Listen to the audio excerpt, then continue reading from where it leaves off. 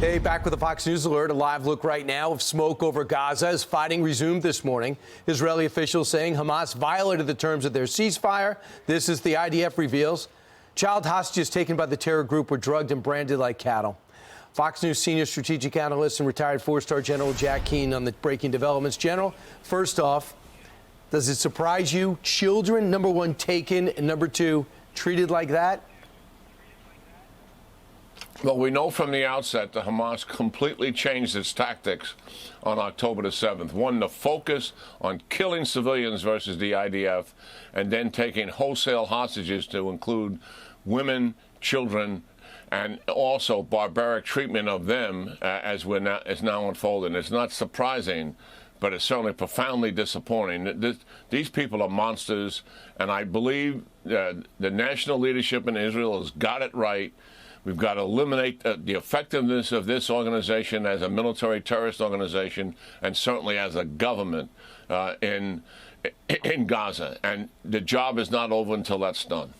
So we understand, too, they're going to move towards the south, but they told a lot of the civilians go to the south. So they're opening up an evacuation zone to Rafah because they're going to go into Khan Yunis. I apologize if I didn't say those names correctly. So they're going to go hit there right away. General, I would assume that with the satellites in the sky or the drones flying, they saw possibly where a lot of these hostages came out from and may be poised to do a rescue operation for the rest. Is that just me hoping, or is that plausible? I think it's very challenging. Certainly, Hamas is very much aware of the potential of something like that. One, even if we have some sense of where they are, can we get in there and get them out without harm to them? Certainly Hamas, at the point of confrontation, they know someone's coming for them. They would likely kill them. That's normal for hostage takers. So yeah, this is a challenging operation. I think the most likely one is the path we've been on. It's in Hamas' interest to use the hostages as leverage to delay Israel's operational campaign, and two, to protect the regime leaders at the end of this thing.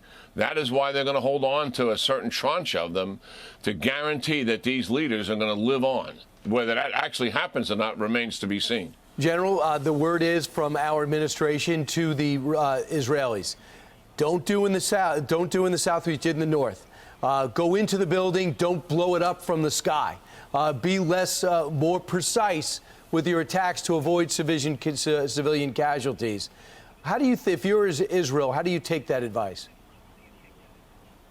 Well, first of all, Israel is always going to listen to the United States because the United States is their indispensable ally. They would have a very difficult time going it alone without the support of the United States, and they fully know that. My concern is, what is the United States saying?